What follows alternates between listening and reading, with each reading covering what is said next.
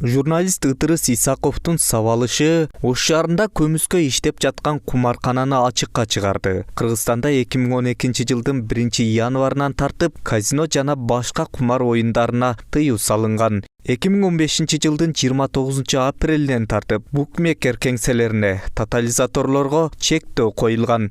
Бирок мыйзам иштебей, кумарканалар жашыруун иштеп жатканын өткөн жылы президент Сооронбай Жээнбеков белгилеп, ички иштер министринин орун басары Сүйүн Өмүрзаковдон Оштогу казинолорду жаптырууну талап кылган.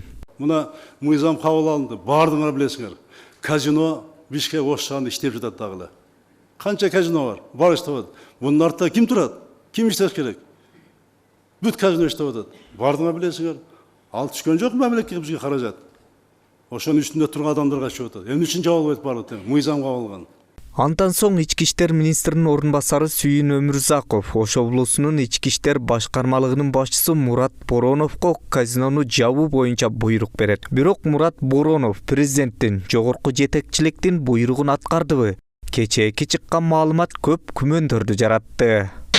Ишенген кожоң болбосо, мындай мыйзамсыз ишкердик жүргүзүү жөнөкөй адамдын колунан келмек эмес. Кумаркана жайгашкан Делюкс мейманканасы Ош шаарына 1990 жылдары мэр болгон Мукан Алыкуловго таандык экени белгилүү болду. Ал эми казинону жаптырбай, мыйзамсыз иштерди улантуусуна шарт түзгөн күч органдарынын кызмат адамдары экенин Жогорку кеңештин депутаты Алтынбек Сулайманов Азаттыктын арай көз чарай талкуусуна билдирди. Булар бардыгы көмүскөдө иштеп аткан кумарканалар, булар жөн иштеген жок. Булардын бүт артында чоң күчтөр бар. Алар кимдер? Алар органдар. Ошол эле органдар буларды дайыма крышевать этип келишет. Текшерүүчү өздөрү текшере тургандар булар крышевать этип келет. Ошон үчүн бүгүнкү күнгө чейин ушул мыйзамсыз иштеп келе жатышат. Башта айтылгандай, көмүскө казинолорго президент Сооронбай Жээнбеков атайын токтолуп, жапкыла деген көрсөтмө берген. А бирок ажоонун сөзү аткарылбай, жолдо калганы Делюкс мейманканасындагы казинонун мисалы көрсөтүп койду. Буга чейин дагы өлкө башчысы катышкан иш-чарада